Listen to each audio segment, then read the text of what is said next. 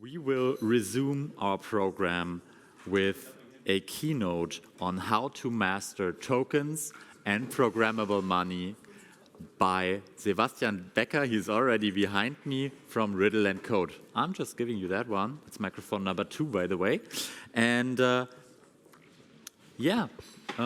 let's check if it's on, and then I'd say the stage is yours. 1, 2, perfect. Okay. Sebastian. You want to go outside and get everybody in? No. Okay, so welcome to the first presentation after the short break. Welcome to everybody here in Frankfurt and online. Yes, I will also talk about custody, so not the first person today, but we're trying to give it a little bit of a tweak. So I will talk about custody for treasuries. And why is that? Basically because we're not a pure player. So yes, we have digital asset management platform solutions. We do custody for financial institutions, but we also built, and that's a big differentiator between Riddle&Code and many other companies, we also built dedicated blockchain hardware. And this can take different forms and shapes. So we have these little wallets here. We call them approval devices. So basically, they're used to orchestrate signature processes. We built car wallets for the automotive industry. We built crypto gateways for the energy sector. So in the end, our logical, basically, mission as a company is to link the physical world with the digital world. And in the context of business, that of course means that we are going to back big corporates for industrial IoT projects, but also equip them with the backend technology to navigate through the token economy. What are our principles? So basically, it's about identity. Our role is to give digital identities, tamper-proof ones, to objects, be they vehicles, machines, or sensors.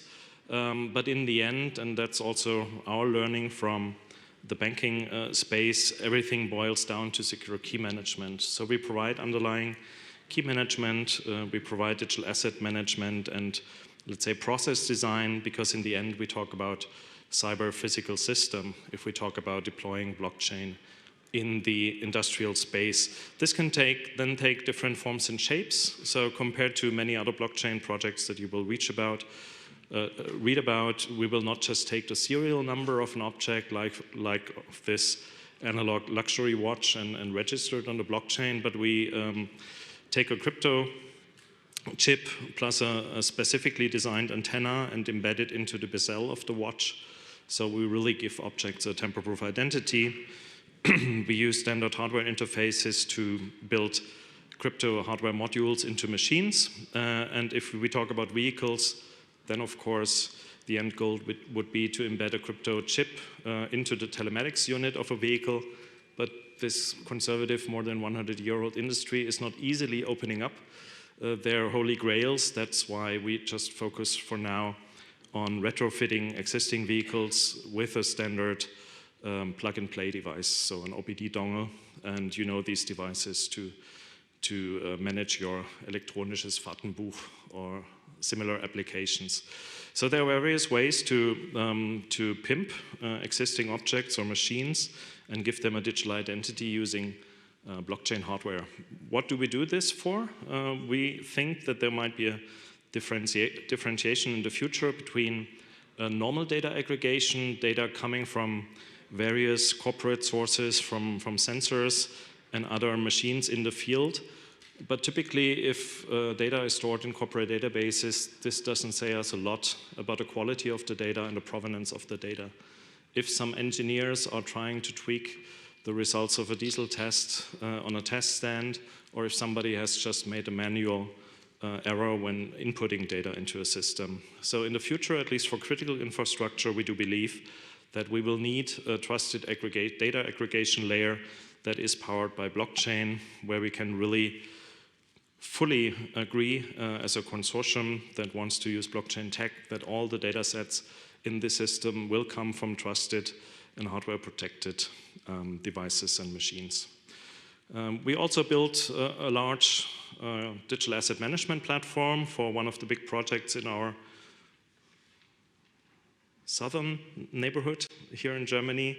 And then we were able to take this out as a product. It's now called Token Management Platform.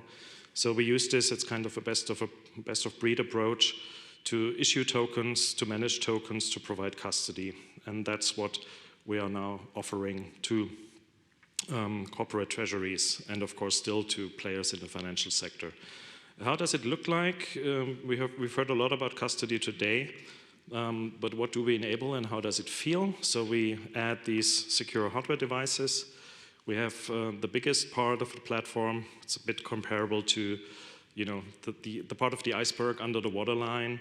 We call it policy layer, where you can ensure regulatory compliance, but also make sure that you can exert all the business rules that you are agreeing on as a company or between companies.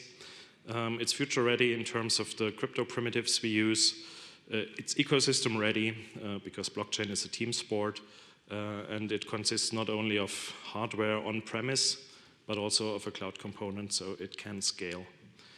This brings logically various customer benefits, so a reduced operational overhead, custodial services between companies, but also between the mothership and daughter companies, for example, that you can be sure that you always work according to your internal governance or external governance requirements, and that you can integrate not only different blockchain technologies and stacks, because interoperability is key in our industry, but that we can also integrate with legacy IT systems. Before I go into details about how this future setup between a tech provider and an industrial corporation might look like, I just want to position ourselves in the regulatory landscape. You heard a lot about, you know, pending regulation and the shifts here. So it's easy for us as a tech company. We can always be a tech vendor if our clients and partners want to own or apply for the licenses or hold them themselves. That's easy. In specific markets, we might go for a full custody license. We haven't done so in Germany. We wanted to, but then Corona came, and as an Austrian company, it would have meant for us that we need to open shop. And in March 2020, that was a bit difficult. And then we had some not so startup-friendly new regulation coming in, so it hasn't happened. And you know, I heard Ben Duve saying today, there isn't a big blockchain platform in Frankfurt. Well, that's true, but why is that? The big banks didn't order one because they were waiting for regulation, and of course, as startups, we're also waiting for the big banks to make a first step. So it's a bit of a chicken and egg problem. If we look at MiCA, of course, this will be important for us because in the industrial space, it will be more about utility tokens probably. And we have to wait until MiCA and all the little details are going to be pushed through. MiCA will include passporting across the EU, and today we are registered in Austria with the FMA as a service provider on cryptocurrency services. So that is a little bit the picture, and we will see lots of groups teaming up. So basically a service provider like ourselves, if it's a bank, typically they will go for all the licenses. If it's an industrial company, then I think this is a bit open if they want to hold licenses or not. But sometimes there will just be a bank that holds a license but doesn't have the tech, being part of a triangle. So we will see various forms and shapes for this to emerge. Quick look at the architecture. So of course we have interfaces, but we control our infrastructure down to the blockchain level. So we're not a purely API-driven company.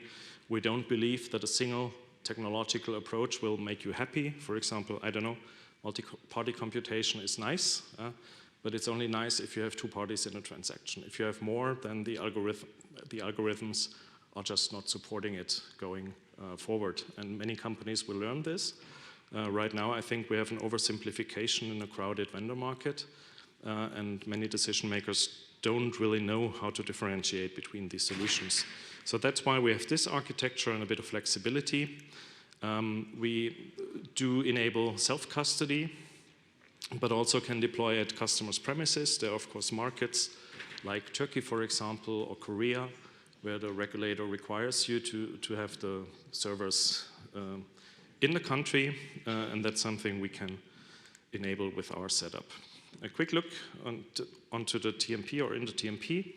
What's the user experience? So we have segregated accounts and lots of other nice features. You can read that up in the presentation. That is for sure distributed after the events. We try to enable, something like an 80% rule for our customers, make coins available, including all the ERC20 tokens that are making sense in a given environment, but no service provider can enable thousands of coins all the time. So we have to define something for our customers and say, look, this makes sense, and for most industrials, this is of course a narrower list than for financial players. The policy layer, and that's just something where I want to show you a little bit how it looks like. So you set policies not only for transaction rules, but also to make clear, what kind of a quorum is needed for a transaction or a change of policies. For example, this whole hardware wallet idea came up when we were trying to digitalize the 4i principle that is inherent to the Swiss banking market. And in the end, every customer can set their own rules. For example, 3 out of 5 managers or 4 out of 7 branch offices need to co-sign a transaction or change a policy rule before it comes active. And then whenever a transaction is hitting the system, it must be executed based on these rules, and then the signature orchestration is taking place. So if you look at our user interface, you can see there are device managers, key management, policies, AML, everything's there. And all the policies are written in human-readable English, so neither the auditor that is auditing such a system needs to be a coder, nor you as a manager or decision maker need to be a coder. So it's a logical structure, and that's how these smart contracts or policies should see the day of light, because in the end, we are trying to code our democratic values and our legal system into these systems. So everybody should be able to understand what they are talking about when rules are set up. And that's also then, of course, something that needs to be reflected if we think about corporate or consortial governance. Just one example for external systems or third-party services that are also available when you run such a platform. For example, AML KYC, that's nothing you do as a technical service provider, so there are specialized partners or vendors. Our example here is CoinFirm. We have an integration. It's not an exclusive integration, so we can work with every AML provider and also with, HSM providers. But these service providers are, of course, also offering quite mature services in the meantime. So whatever the regulatory end result might be in different markets, you can be sure if you work with a blockchain, digital asset management or token platform provider that you can get access to these features. But what does it now mean if we talk about custody for corporate treasuries? As a company with our different verticals, we use different hardware form factors to enable the most relevant use cases in these industries. So we heard about the financial sector. In the energy sector, it's a trusted gateway that has to be compatible with the local regulation in the energy sector, and that will allow us to tokenize, for example, photovoltaic assets, and then to tokenize the output of these installations. In the case of energy, it's clear, kilowatt-hour tokens. We've launched that commercially in Vienna last year. We built car wallets, so we will tokenize signed data sets or trusted data sets from the car and make it available on data marketplaces. There are, of course, a few alternatives already in the blockchain data market place or market segment. But we're an infrastructure provider, so we do not really care about which data market will prevail. We just enable our partners to enable their future business models. And in the material space, which for us is a mix of IoT and logistics, we are providing hardware form factors to track products and services.